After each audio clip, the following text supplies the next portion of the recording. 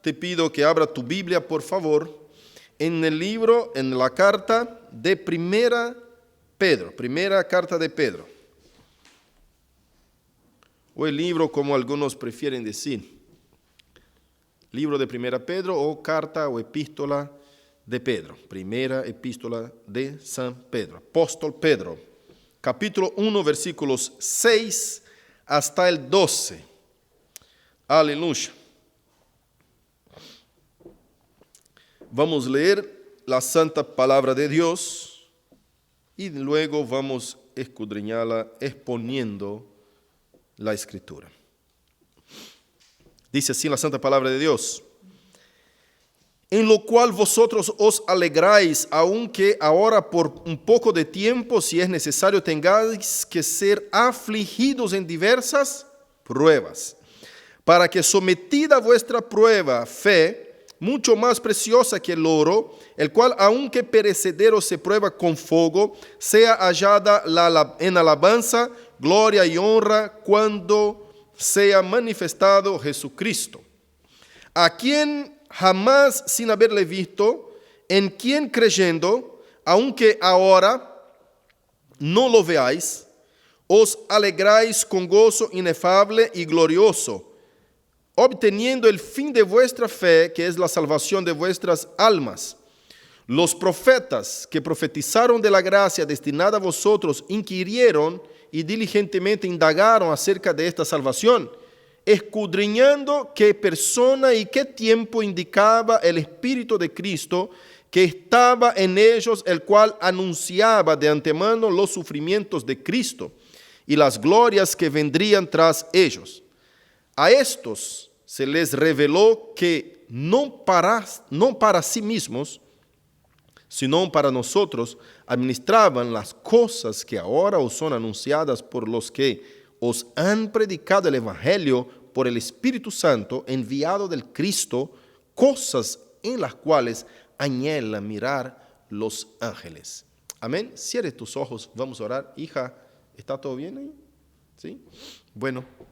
Gloria a Dios. Vamos a orar, cierre tus ojos, oremos al Señor. Padre querido, nosotros te suplicamos por tu infinita bondad y misericordia.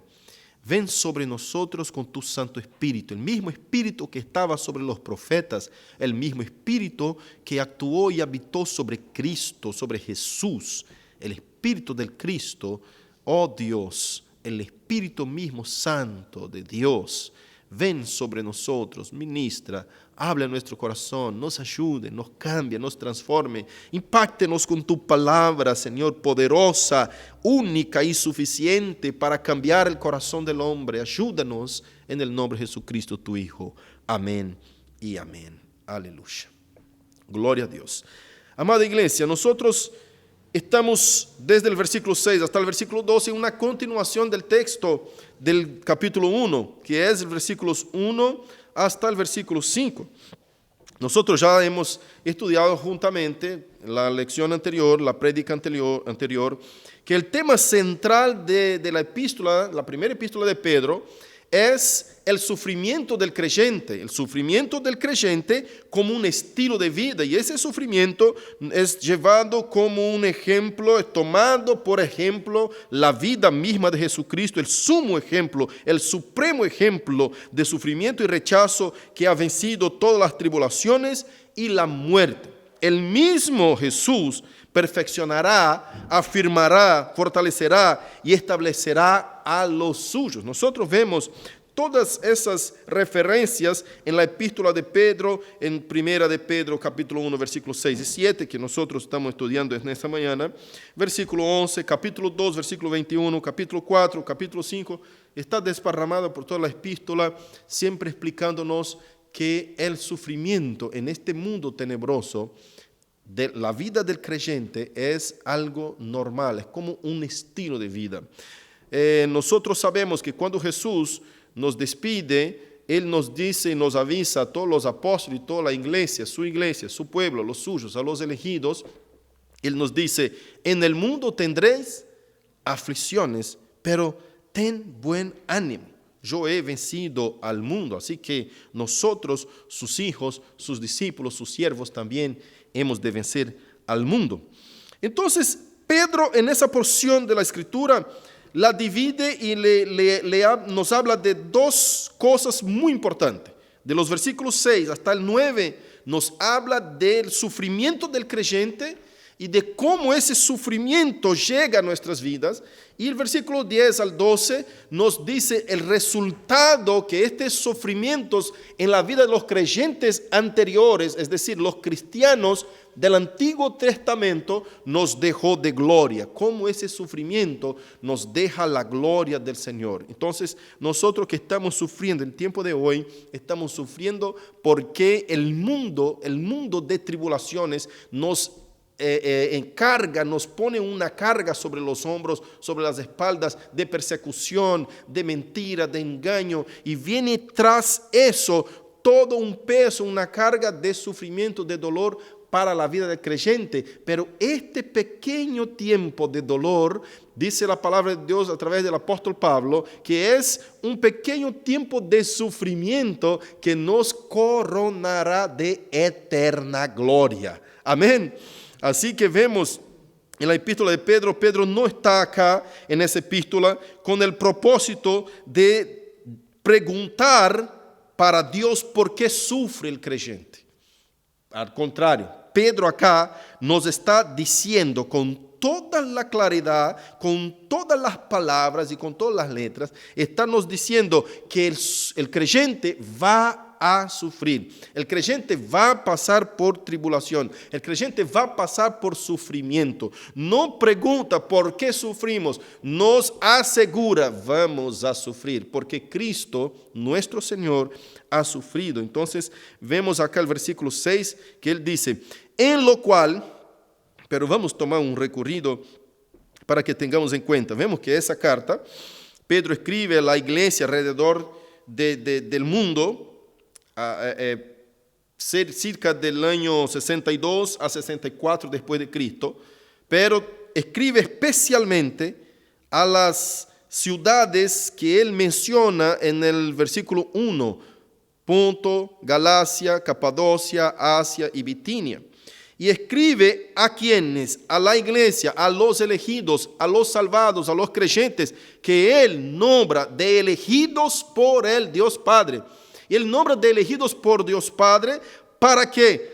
Para ser santificados por el Espíritu. Y el santificados por el Espíritu, ¿para qué? Para obedecer y ser rociados por la sangre de Jesucristo. Nota que esa sangre, esa elección provee el rocío de la sangre de Cristo que iba a suceder todavía en el futuro. Entonces, Pedro declara claramente que Cristo, el Padre, nos ha elegido antes de la fundación del mundo para sermos rociados por la sangre de Cristo. Si usted mira Apocalipsis 13, 17, va a ver que el Cordero había sido muerto desde antes de la fundación del mundo. Qué cosa tremenda.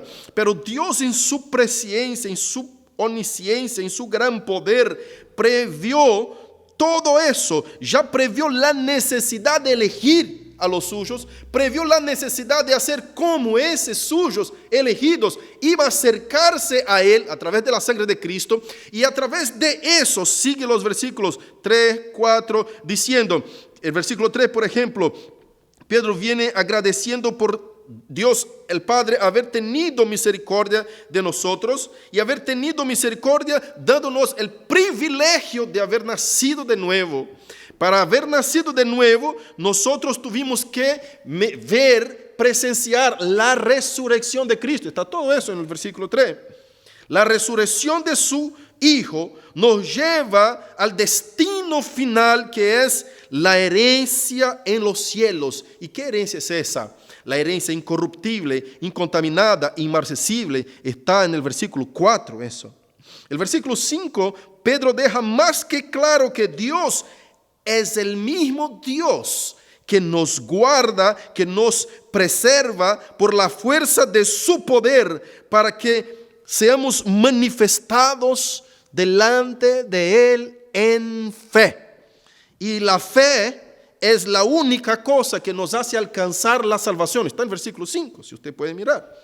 Y esa salvación, dicha salvación, que está preparada, pero no fue manifestada, sino que será manifestada definitivamente en el tiempo postrero. ¿Qué tiempo postrero es ese que Pedro se refiere? A la segunda venida. Es decir, ya somos nosotros los elegidos de Dios, salvados por la sangre de Cristo, pero esta salvación será manifestada en gloria cuando el Señor Jesucristo regrese en el cielo y lleve a los suyos. Se terminará los sufrimientos de los cristianos, se cesa el sufrimiento y todo el dolor y la gran tribulación que padece el día de hoy los creyentes, y seremos glorificados en Cristo.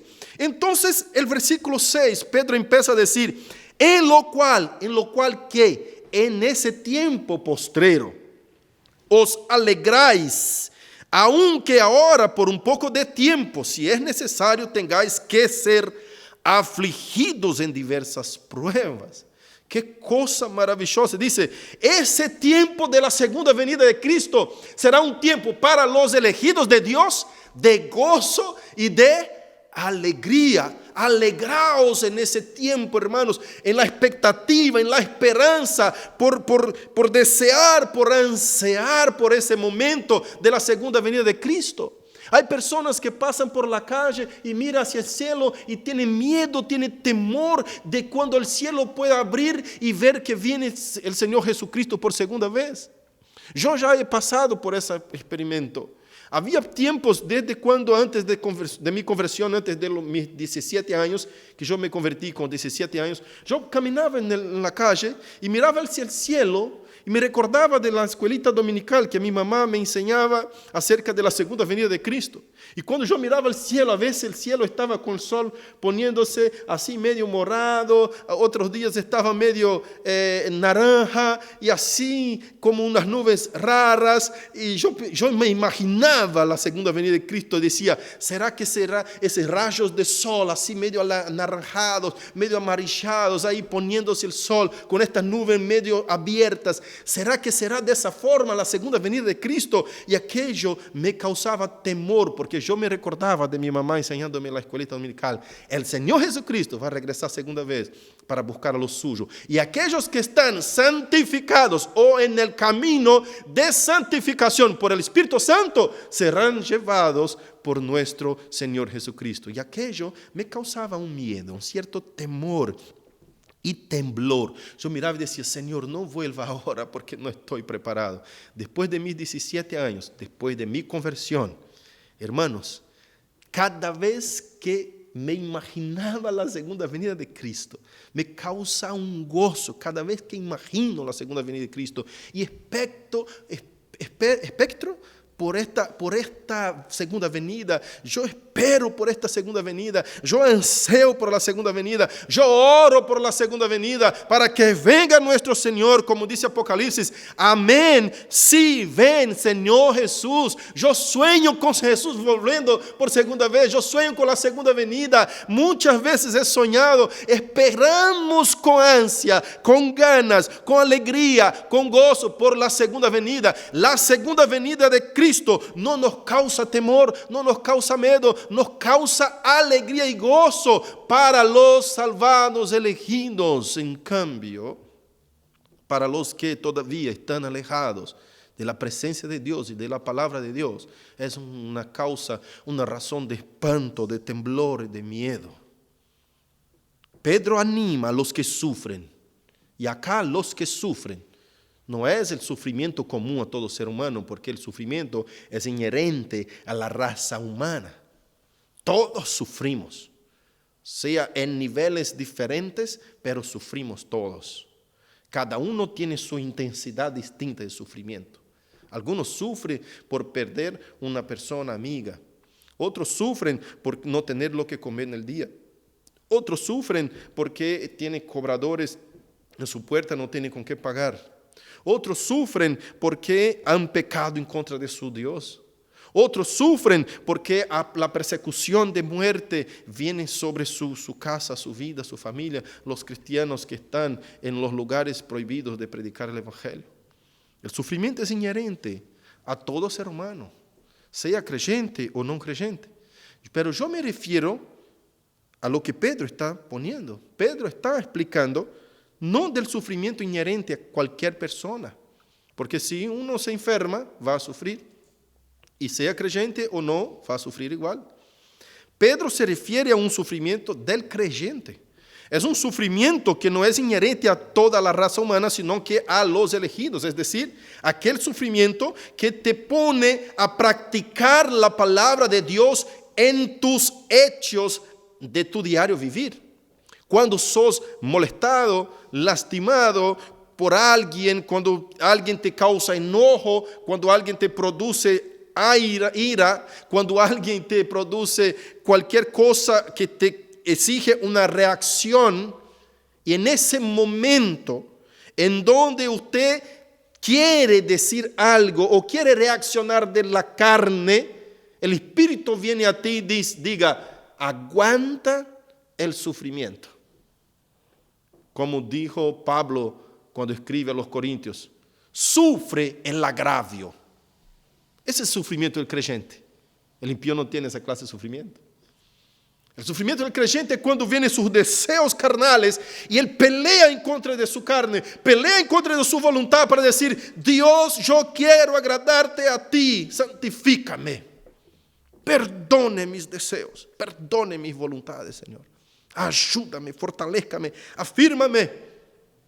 Usted no sabe, pero el creyente está sufriendo, está peleando. Hay un dolor interno. Este sufrimiento del creyente y otros muchos ejemplos que ahora no voy a hablar de todos. Pero vemos lo que dice Pedro. Alegraos por este tiempo venidero, esta segunda venida de Cristo. Porque por un poco de tiempo es necesario que tengáis que ser afligidos. Y yo anoté acá 4 textos que habla de la edificación a través del sufrimiento. El fortalecimiento a través de la prueba. Dios usa sufrimientos, los sufrimientos en la vida del creyente para fortalecerlo, para corregirlo y para madurarlo espiritualmente. Y yo te quiero mostrar en esa primera parte de la epístola esos versículos 119, versículo 71, capítulo 119 de Salmos, versículo 71. No sé si me expliqué bien. Salmo 119, 71. Dice así. Vamos a leer. Bueno me es haber sido humillado, para que aprenda tus estatutos.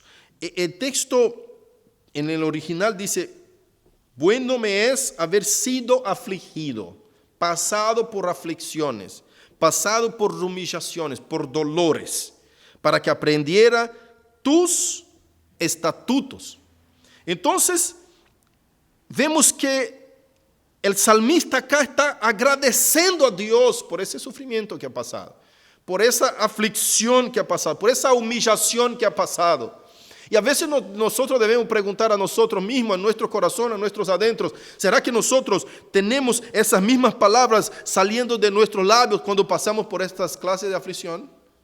¿Será que podemos orar diciendo, Dios, gracias porque fui afligido y con esa aflicción he aprendido? Bueno me fue ser afligido, bueno me es haber sido humillado.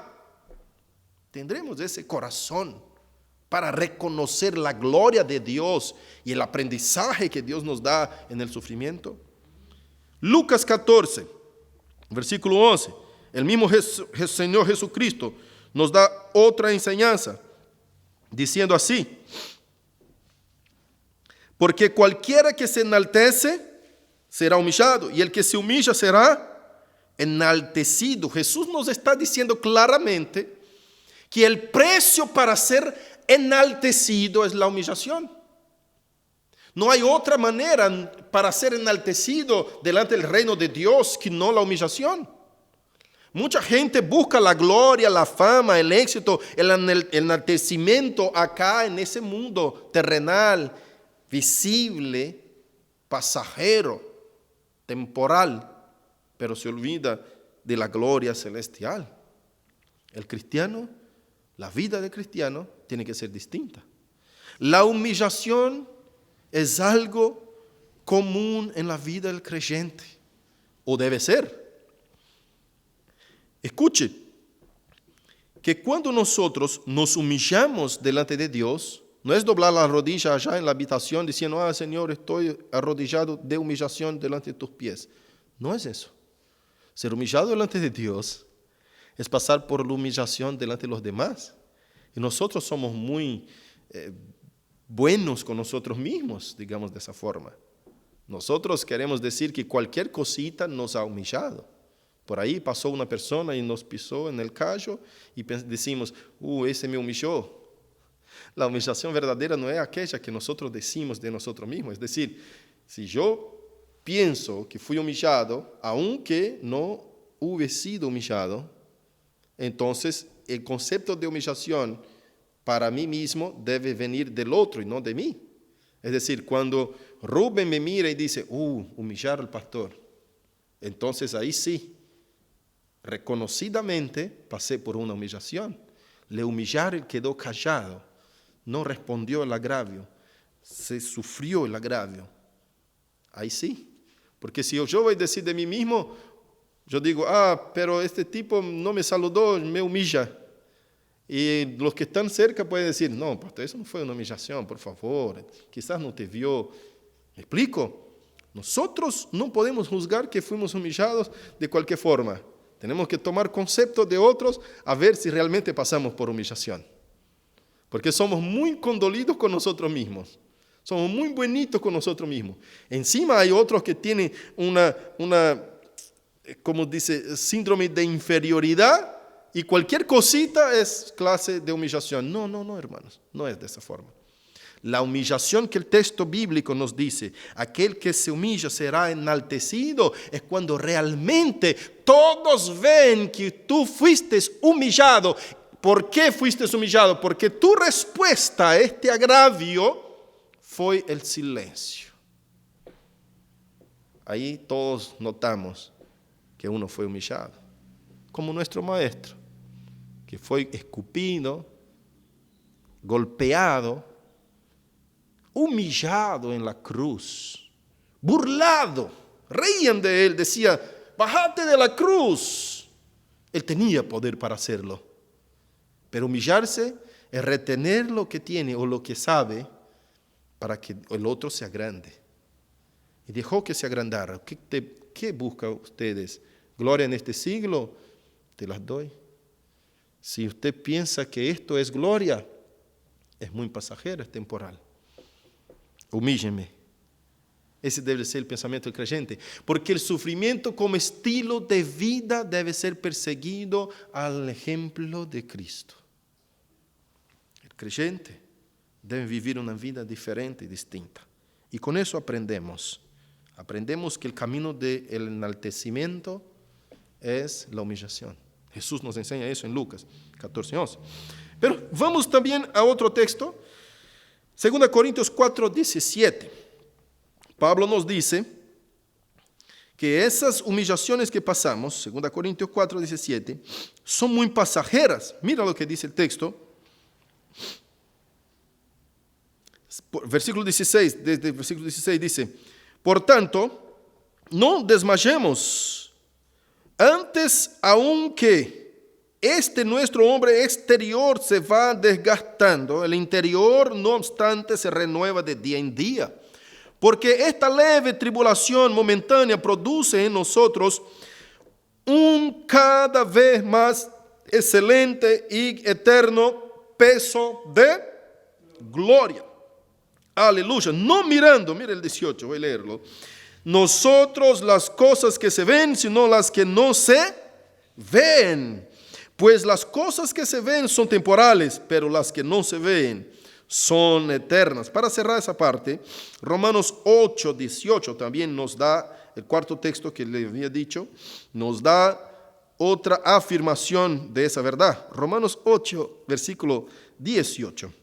Dice así, pues tengo por cierto que las aflicciones del tiempo presente no son comparables con la gloria venidera que en nosotros ha de manifestarse. Mira si no charla el apóstol Pablo con la epístola de Pedro, es decir, Pedro charla con la epístola de Pablo cuando dice, lo cual os alegráis, aunque por ahora, por un poco de tiempo, si es necesario, tengáis que ser afligidos en diversas pruebas. Yo creo que Pedro tenía acceso a la epístola de Romanos, hasta porque la epístola de Romanos fue escrita en 57 y la de Pedro entre 62 y 64. Y también Pedro declara claramente en una de sus cartas, acá vamos a ver eso más un poquito adelante, que las epístolas de Pablo era difícil de se entender. Entonces Pedro también ya había leído las epístolas de Pablo y ve que las doctrinas de Cristo son tanto las mismas en la epístola de Romanos como en la epístola de Pedro, ¿no? Siguiendo con el texto, nosotros vemos el versículo 7 que dice, para que sea sometida a prueba vuestra fe, mucho más preciosa que el oro, el cual aunque perecedero se prueba con fuego, sea hallada en alabanza, gloria y honra cuando sea manifestado Jesucristo. Yo voy a explicar ese texto. Acá Pedro está diciendo, mira hermanos, nosotros vamos a pasar por pruebas. Esas pruebas deben ser vividas con gozo, con alegría, sabiendo que estamos esperando el mundo venidero y la gloria eterna en Cristo. Y que es común entender que esta prueba que nos viene a probar nuestra fe para afirmarnos.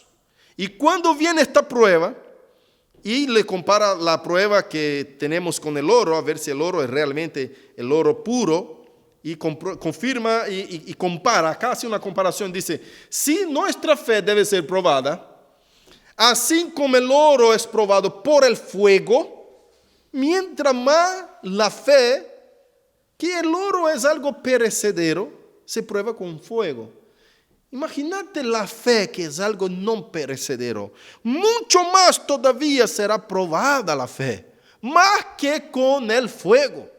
Así que la fe debe ser probada para que sea hallada en alabanza, gloria y honra. Charles Spurgeon dijo, debemos saber que tendremos pruebas porque la prueba es el elemento de la fe. La fe sin pruebas es como un diamante bruto. Y dice, cuyo brillo nada conoce. Es obvio. Vemos que si la fe nuestra no es probada, es el único momento que nosotros podemos mostrar nuestra diferencia de los demás, es cuando la fe es probada. Si la fe nuestra no es probada, no tenemos cómo mostrar o demostrar en ningún momento que somos diferentes. Jesús, cuando hablaba con sus discípulos, decía, si amamos apenas los que nos aman, ¿qué haremos de más? Los impíos también hacen lo mismo. Si servimos apenas los que nos sirven, ¿qué estamos haciendo, iglesia? No estamos haciendo nada de más. Si nosotros en el momento de rechazo, en el momento de aburrimiento, en el momento de la prueba, y quiero mostrarte 3 formas de cómo Dios nos prueba. Si estamos en un momento de prueba, en uno de esos 3 que les voy a mostrar, rezongamos, reclamamos, murmuramos, no somos aprobados, somos reprobados por Dios. Y el único momento que tuvimos la oportunidad de expresar nuestra fe, de afirmar nuestra fe, fuimos reprobados. ¿Será que nos falta algo? Nos falta, sobre todo, fe, ¿no? Nos falta creer y entender que es Dios que está bajo, que nosotros tenemos, que es Dios que está teniendo el control de nosotros. Es decir, nosotros estamos bajo el control de Dios en todas las cosas. No es el diablo que gobierna mi vida, no es el diablo que comanda, que controla mi vida y que puede asaltarme sin que Dios sepa. No es el otro que tiene el poder sobre mi vida para cambiar lo que pienso, lo que vivo, cómo me porto. El otro no tiene poder de enojarme al nivel de que mi fe sea descaída. Si una persona tiene la autoridad y el poder de ponerte enojo o ira de tal manera que usted decae en tu fe, entonces tu fe es débil o no tienes. Porque no es nadie, ni el diablo, ni el otro, que puede cambiar tu actuar, tu forma de creer, tu fe. Yo he visto muchas personas que han abandonado la iglesia porque dijeron, me decepcionaron. ¿Por qué no estás en la iglesia, en la casa de Dios? ¿Por qué estás alejado? Porque fui decepcionado con el pastor, fui decepcionado con un hermano, porque fui entristecido, porque me enojaron, porque me abandonaron, porque me dejaron, porque hicieron eso. ¿Qué fe es esa? Usted no tiene que cambiar tu fe, tu vida, tu creencia en Cristo Jesús, que ha muerto por ti en la cruz, a causa de un otro hermano que ha fallado, aunque sea un pastor. No tienes que cambiar tu manera de vivir, tu manera de creer, tu manera de pensar acerca de la Escritura, porque otro te ha ofendido. No, iglesia. En el nombre de Jesucristo. No podemos ser de esa forma. Los momentos de prueba, que te voy a mostrar 3 ahora mismo, son los momentos en que nosotros vamos a demostrar nuestra diferencia como creyentes de aquellos que no son creyentes. Son momentos que exigirán de nosotros una reacción según la Escritura. Usted lee la Escritura en contra de ti.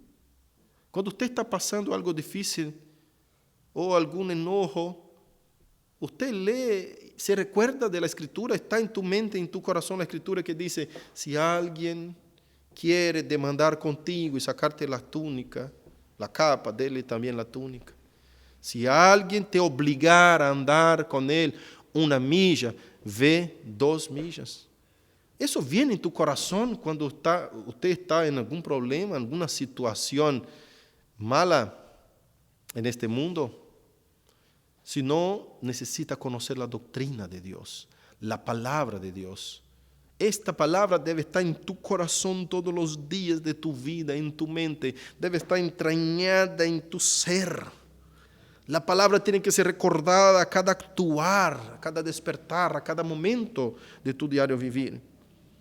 Las 3 fases de la prueba son, primera, son los momentos en que usted es confrontado, contrariado, aborrecido, decepcionado, cuando alguien te pone airado, enojado, humillado, entristecido. Es decir, cuando Dios te prueba. Esas son pruebas.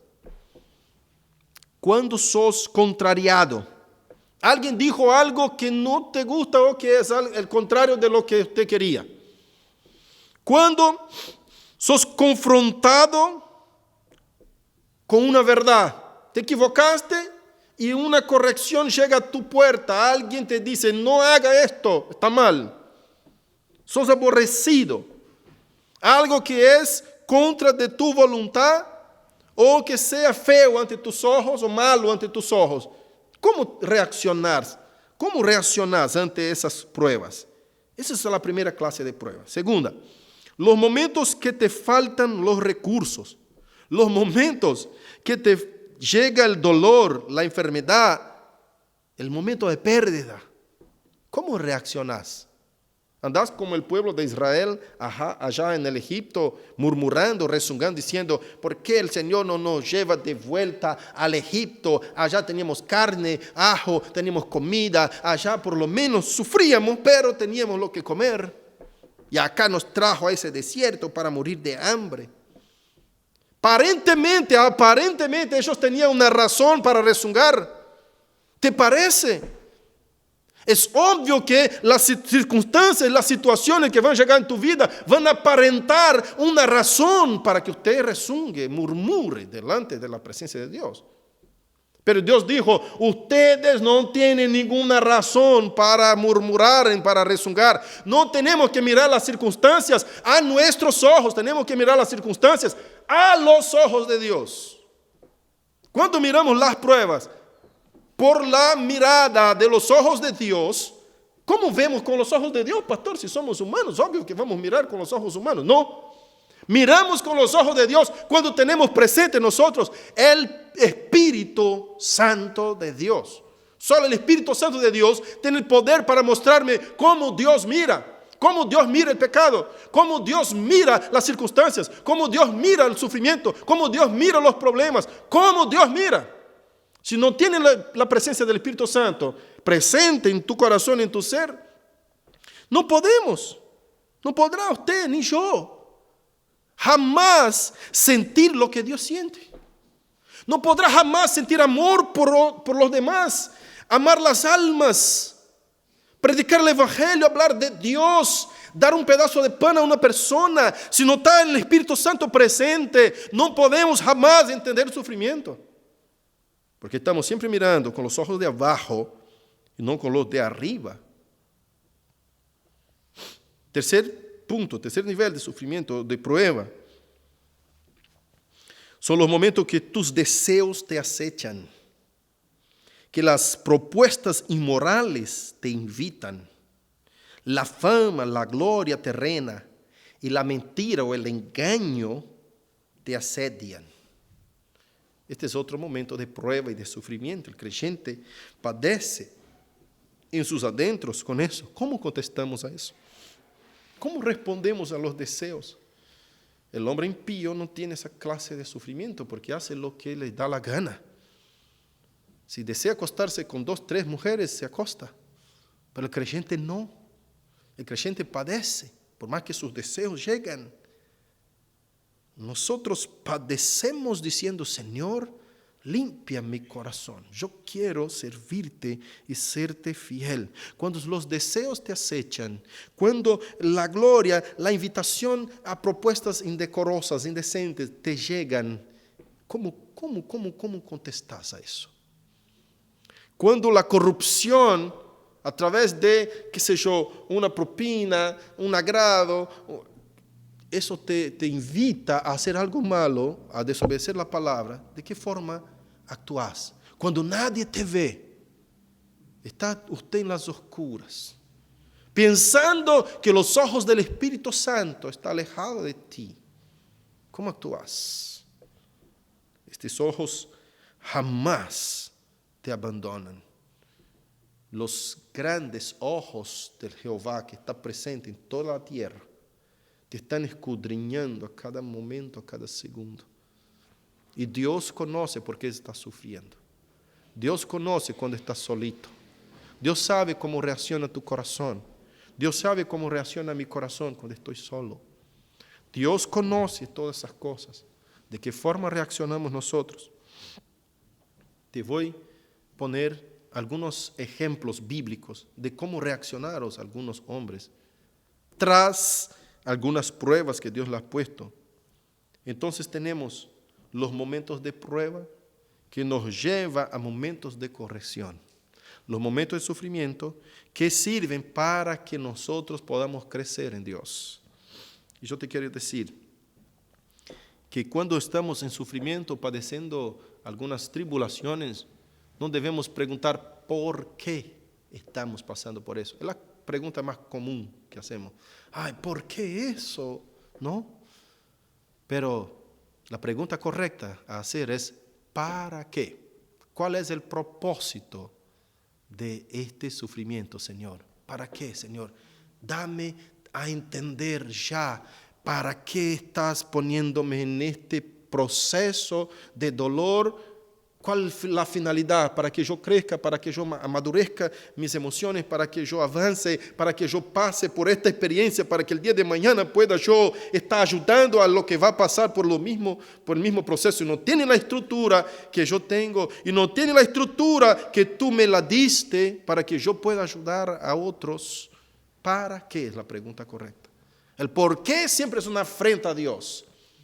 Si Dios es bueno, ¿por qué estoy sufriendo? Si Dios es amor, ¿por qué sufro? Son murmuraciones. Así como hacía el pueblo en el Egipto. ¿Por qué estamos en ese desierto? ¿Por qué no tenemos pan? ¿Por qué no tenemos agua? ¿Por qué? ¿Por qué? ¿Por qué?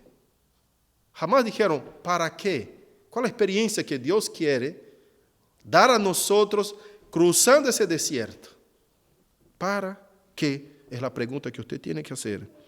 Y el primer ejemplo de corrección con una respuesta, una actitud mala que tuvo en la Biblia fue Génesis 4:9, Caín. Cuando Caín peca, Dios le llama la atención, le confronta a él. ¿Cómo contestamos ante el confronto de Dios? Cuando somos confrontados, cuando el pastor te reprehende o reprocha una acción, una actitud que tuviste, ¿cómo actúas? ¿Qué siente tu corazón? Obviamente que va a sentir un dolor. Como dice el texto, más adelante vamos a leerlo. ¿No? Que la corrección, la disciplina no viene en el primer momento tan gustoso. Pero nos causa, nos transforma, nos causa algo que impulsiona nuestro ser a cambiar. Mira, la respuesta de Caín en Génesis 4:9, cuando mata a Abel, su hermano, el Señor les dice así, y dijo Jehová a Caín, ¿dónde está Abel, tu hermano? Y él le respondió, no sé, ¿soy yo acaso guarda de mi hermano? Mira, el Señor viene a confrontar la actitud, la acción que tuvo Caín, el hecho que hizo Caín. ¿Qué hecho fue ese? Matar a su hermano.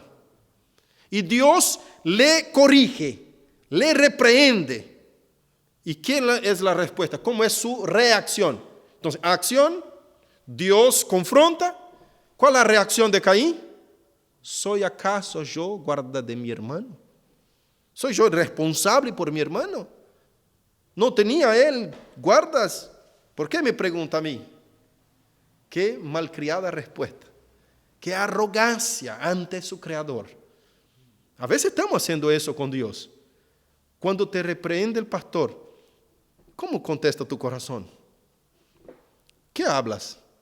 ¿Usted piensa que Dios va a descender del cielo como hizo acá con Caín? En ese tiempo el Señor descendía del cielo y hablaba con Adán cara a cara. Pero el Señor usa a sus siervos ahora. Desde el Antiguo Testamento usaba a sus profetas. ¿Qué va a decir usted a un profeta, a un siervo de Dios, a un pastor cuando te reprende, cuando te confronta? ¿Qué siente tu corazón? ¿Cómo reacciona tu corazón? Esa es la pregunta. Segunda persona en la Biblia, Giesi, criado de Eliseo, cuando corrió detrás de Naamán para aceptar las ofrendas que trajo como pagamento de la bendición que Dios había dado a Naamán. Es decir, el profeta Eliseo lo sana a Naamán de lepra. Si usted no conoce el contexto, está en 2 Reyes, capítulo 5, versículo 21. Le sanan de lepra, era leproso. Y él trae un montón de regalos al profeta Eliseo y dice, yo te quiero pagar por esa bendición. ¿Y qué dice el profeta? No se puede jamás pagar eso. Escuche, regrese con todo lo que viniste de regalo. No acepto nada como pago de lo que Dios te hizo, porque yo no te hice nada. Dios te hizo. El regalo lo recibe vos. No quiera pagar eso. A veces queremos comprar la bendición, ¿no? Queremos pagar por la bendición. ¿De quién eso nos recuerda en el libro de Hechos, capítulo 8? ¿Quién? No, el mago. ¿Cómo se llama? No, el mago. Simón el mago. En el libro de Hechos, capítulo 8. Quería comprar la bendición de tener poder del Espíritu Santo. Y acá el Gehazi, después que el profeta Eliseo lo despide a Naamán y dice, no quiero nada de eso. Usted tiene que aprender a no comprar la bendición de Jehová. Vete a tu casa sanado antes que el Señor te ponga la lepra de vuelta. Casi estaba por decir eso. Entonces, cuando se va, los ojos de Giesi se llenan de deseo por los regalos que trajo Naamán. Naamán era jefe de la guardia del ejército sirio. Tenía mucho poder ese hombre. Imagínate qué clase de regalo trajo por un hombre que es de Dios, que le había sanado la enfermedad. Bastante regalo. La Biblia lo describe, después usted lea en 2 de Reyes. Y él persigue al Naamán y dice, inventa una mentira. Dice, mira, mi profeta, mi Señor dijo que ahora sí quiere las bendiciones esas. ¿Es seguro? ¿Va todo bien? Pregunta Naamán. ¿Va todo bien contigo? Sí, va todo bien. Es que ahora sí, él quiere. Y agarra los regalos y regresa. Cuando está por regresar, es decir, cuando está regresando, llegando hasta Eliseo, capítulo 5, versículo 21 de Segunda Reyes, dice así: y Eliseo le dijo, ¿de dónde vienes, Giezi? Y él dijo, tu siervo no ha ido a ninguna parte.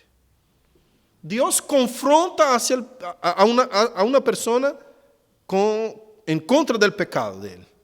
Acá vemos claramente el profeta Eliseo.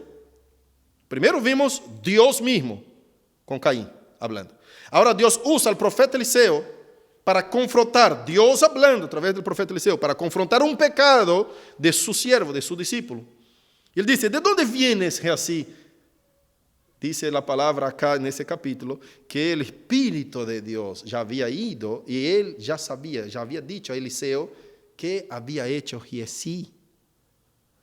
Pero Giezi, ¿qué hace? Miente y dice, y él dijo, tu siervo no ha ido a ninguna parte. El momento de que su corazón debía reaccionar con arrepentimiento diciendo, tu siervo pecó contra ti, contra Dios. Yo fui a inventar mentira porque mi corazón deseó, hermano, pero es difícil confesar el pecado. Le da vergüenza a la gente. No es sencillo, no es fácil. Es mucho más difícil decir la verdad que inventar una mentira. El corazón del hombre se avergüenza, tiene miedo, tiene un montón de cosas que le hacen mentir. Cuando le falta la presencia del Espíritu Santo. Y acá es otro ejemplo de respuesta de corazón cuando es confrontado por Dios en la disciplina, en la corrección. Y este hombre fue reprochado también por el Espíritu de Dios. Y dice la Biblia que la lepra que estaba sobre Naamán recayó sobre Giezi. Y de ahí ya no cuenta más nada de la historia de ese hombre, Giezi. Se fue, se quedó en la historia, se quedó en el pecado, no se arrepintió. Yo quiero animarte con Hebreos 12, 6 al 12 y 2 Corintios 7, 8 al 12. Sé que nuestro tiempo está terminando, me faltaría todavía exponer versículos 10 al 12, no sé si vamos a llegar para esta fecha, pero te quiero demostrar cómo la disciplina es aplicada al corazón de aquel que sirve a Dios y de qué forma nosotros debemos responder. Y ese texto nos habla de forma muy clarita y dice así, porque el Señor al que ama disciplina y azota a todo el que recibe por hijo. Si soportáis la disciplina, Dios os trata como a hijos. ¿Cómo soportamos la disciplina? ¿Qué es la disciplina? Es una forma de prueba, es una forma de sufrimiento. Cuando somos disciplinados por Dios, sufrimos. No es bueno ser disciplinado. Obviamente que cuando somos disciplinados nos equivocamos, estamos en falta. Y versículo sigue diciendo, porque ¿qué hijo es aquel a quien el Padre no disciplina? La disciplina de Dios es una demostración de amor. Es demostración de amor. Y dice, pero si os deja sin disciplina, de la cual todos han sido participantes, entonces sois bastardos y no hijos. Es decir, si usted es hijo de Dios y no soporta la disciplina de Dios, no sos hijo. Es una evidencia de que no sos hijo de Dios todavía. Es cuando no sos corregido, disciplinado por Dios. Cuando Dios nos deja y nos entrega a nuestras pasiones y concupiscencias, como está en Romanos 1, cuando Él nos entrega a nuestros deseos malignos y cuando nos entrega a una mente reprobada, como está en Romanos capítulo 1, entonces es una señal de que no somos hijos de Dios, sino bastardos. Ahora, cuando Él nos disciplina, alégrate. Cuando Dios te está poniendo en prueba, cuando Dios te está disciplinando, cuando Dios te está corrigiendo, cuando hay un pastor que te ama, que te corrige, que te reta, alabe a Dios por eso, en nombre de Jesucristo. No te enojes, no te entristezcas. Alabe a Dios. Porque Dios te está cuidando.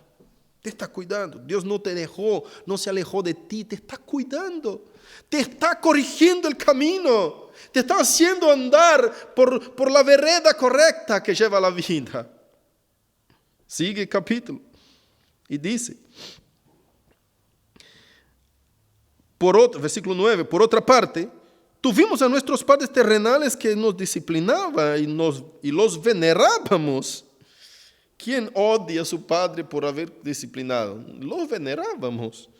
Y aún así fuimos corregidos, fuimos disciplinados y los amamos.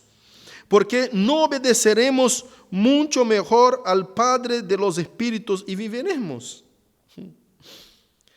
Es una pregunta retórica, ya está diciendo la respuesta. Si obedecíamos a nuestros padres y éramos disciplinados por ellos, los padres terrenales, mucho más vamos a obedecer a los padres de los espíritus, los padres espiritual, Dios de los cielos, vamos a obedecer cuando nos corrige.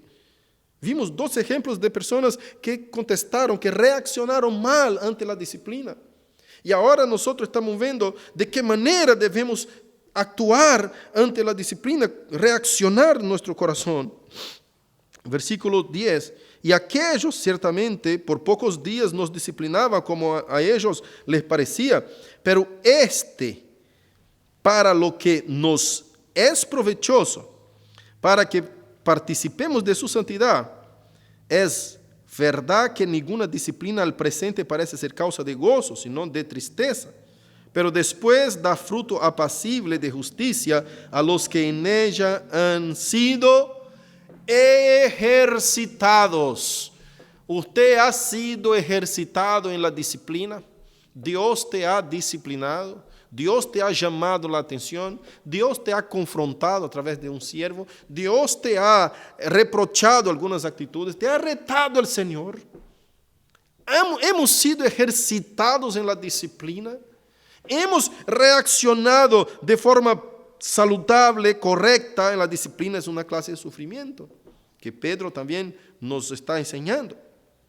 Y la última, por fin, 2 Corintios 7, del 8 al 12, es un texto precioso. A mí me encanta ese texto, uno de los más preciosos de la Biblia. Mira lo que dice 2 Corintios 8, capítulo 7, del versículos 8 al 12, dice, porque aunque os contristé con la carta, mira, el apóstol Pablo está escribiendo a los Corintios, y le escribió una carta anterior que los dejó entristecidos, una corrección de aquellas.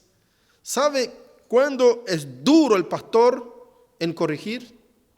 El pastor Pablo acá le da duro, le da, como dice acá en Argentina, le dio un palazo, le da con palo, ¿no? Acá, en esa epístola anterior. Y él está diciendo y explicando por qué veo que aquella carta, aunque en algún tiempo os contristó.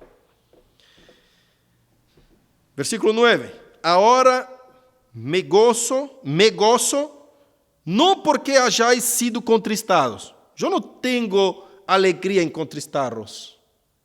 Mira, ese es un corazón de un pastor. Cuando yo corrijo a alguno de los miembros de la iglesia, no es con gozo, no tengo alegría en contristar al hermano. Yo sé que va a contristarse porque está siendo confrontado. Pero no es el gozo. Dios cuando nos corrige nos está diciendo, mira, te voy a poner esa prueba y estoy acá tan feliz porque está pasando por esta prueba. Qué gozo tengo, qué alegría. No. Dios no tiene placer en la muerte del que muere, dice la Biblia. No tiene, Señor, alegría y gozo en eso. Cuando Dios reprocha o Dios prueba, Dios enseña, corrige, disciplina, azota a nosotros, nos está haciendo algo para nuestro bien, pero no está con gozo en eso. Cuando un papá le castiga a su hijo, pegándole o le castiga con la disciplina correcta como corresponde, él no está diciendo, ay, qué alegría tengo, hijo, en dejarte de castigarte, qué gozo me da. No, el papá está contristado en ese momento. El corazón no está lleno de placer cuando está castigando a su hijo. Pero está haciéndolo porque es necesario, y lo ama, necesario para que Él crezca, para que Él cambie, para que Él se arrepienta, para que Él sea corregido. Entonces Pablo está hablando con un corazón de padre espiritual, un corazón de amor, diciendo, no, yo me gozo no porque os había contristado, hermanos, não porque hayáis sido contristados, sino porque fuisteis contristados para arrepentimiento, porque habéis sido contristados según Dios. Aí ele dice, Dios me usó como instrumento para contristarlos, para arrepentimiento. Vimos Dios mismo, vimos el profeta Eliseo, ahora en el Nuevo Testamento estamos viendo Pablo siendo instrumento de Dios para la corrección y para la disciplina. Y él sigue, habéis sido contristados según Dios, para que ninguna pérdida padecieseis por nuestra parte, porque la tristeza que es según Dios produce arrepentimiento para salvación, de que no hay que arrepentirse, pero la tristeza del mundo produce muerte. Muerte. ¿Qué cosa? Porque he aquí, esto mismo de que hayáis sido contristados según Dios, qué solicitud produjo en vosotros, qué defensa, qué indignación, qué temor, qué ardiente afecto, qué celo y qué vindicación. En todos habéis mostrados limpios en el asunto. Así que aunque escribí, no fue por causa del que cometió el agravio, ni por causa del que padeció, sino para que se os hiciese manifiesta nuestra solicitud que tenemos por vosotros delante de Dios. Yo les estoy cuidando para Dios, así dice Pablo. No escribí para herir a uno o otro, no reprochando a aquel que cometió el agravio personalmente, ni tampoco al otro, sino que la actitud de ustedes para que sean enderezados en el camino del Señor, para que sean corregidos, para que sean arrepentidos. Mira qué cosa maravillosa es cuando nosotros conectamos este texto con el texto de la disciplina de Hebreos 6.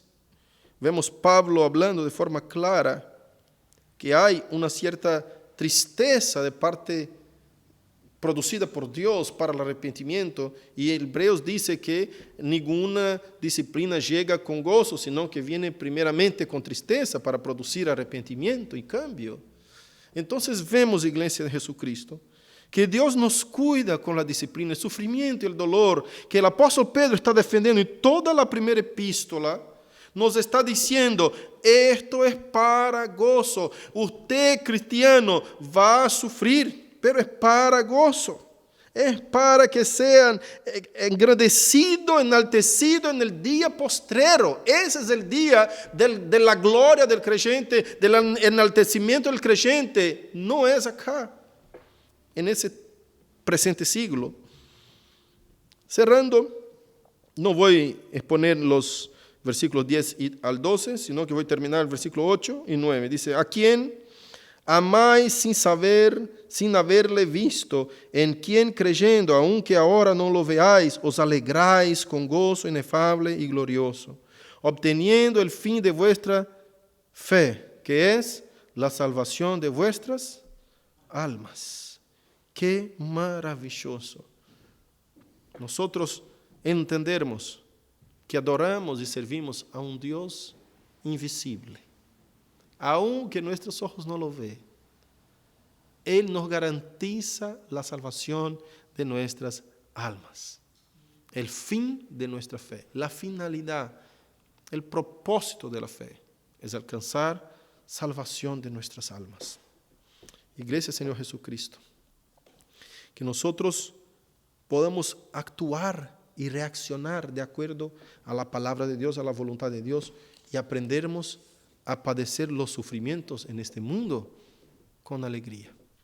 Aunque en el primer momento vamos a ser contristados, pero vamos a sentir la tristeza según Dios, que es la tristeza que nos hace racionar, que nos hace reflexionar respecto a lo que es el hecho equivocado que cometimos, y y nosotros nos arrepentimos y obedecemos a la palabra y volvemos al Señor.